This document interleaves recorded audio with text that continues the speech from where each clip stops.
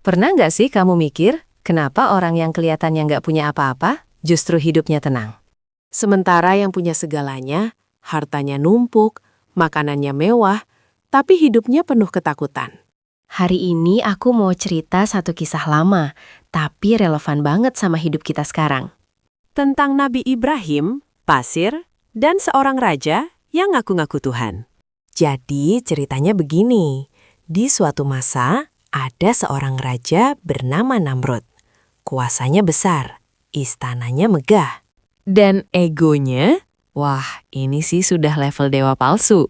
Suatu hari, Namrud bikin jamuan makan besar di istananya. Semua rakyat diundang. Gratis. Tapi ada syarat kecil. Kecil menurut Namrud, berat menurut iman. Siapapun yang mau makan harus mengakui Namrud sebagai Tuhan. Iya, makan ditukar akidah. Di antara kerumunan orang itu, datanglah Nabi Ibrahim alaihissalam. Ini adalah pertemuan pertama mereka. Namrud berdiri di depan singgasananya. Dengan suara yang yakin tapi salah arah. Dia bilang, "Aku yang memberi hidup dan rezeki. Akui aku sebagai Tuhanmu, maka makanan ini milikmu." Kalau ini kejadian sekarang, mungkin formatnya udah kayak subscribe dulu baru dapat giveaway.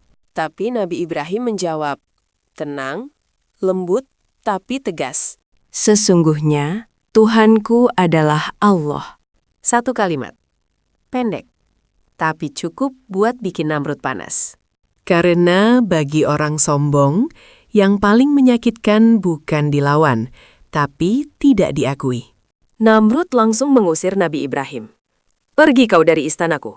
Aku tidak akan memberimu apapun." Dan Nabi Ibrahim pun pergi.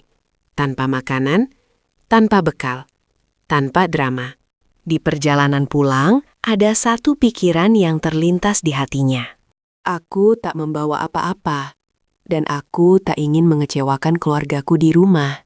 Bukan takut lapar sendiri, tapi mikirin orang di rumah. Di tengah perjalanan, beliau berhenti, mengambil beberapa genggam pasir, dan memasukkannya ke dalam karung. Gak ada efek khusus, gak ada cahaya dari langit. Cuma pasir. Sesampainya di rumah, karena lelah, Nabi Ibrahim meletakkan karung itu dan tertidur. Tak lama kemudian, Sarah, istrinya, datang, membuka karung tersebut. Dan dia terdiam. Subhanallah. Itu bukan pasir, itu makanan. Tanpa ragu, Sarah memasaknya. Saat Nabi Ibrahim terbangun, beliau melihat hidangan sudah siap. Dan dengan heran bertanya, "Wahai Sarah, dari mana datangnya makanan ini?" Sarah tersenyum dan menjawab, "Dari kantung yang kau bawa pulang." Disitulah kita paham satu hal penting, Namrud merasa memberi rezeki. Padahal dia cuma menjaga pintu istana. Allah memberi rezeki, bahkan dari pasir di jalanan.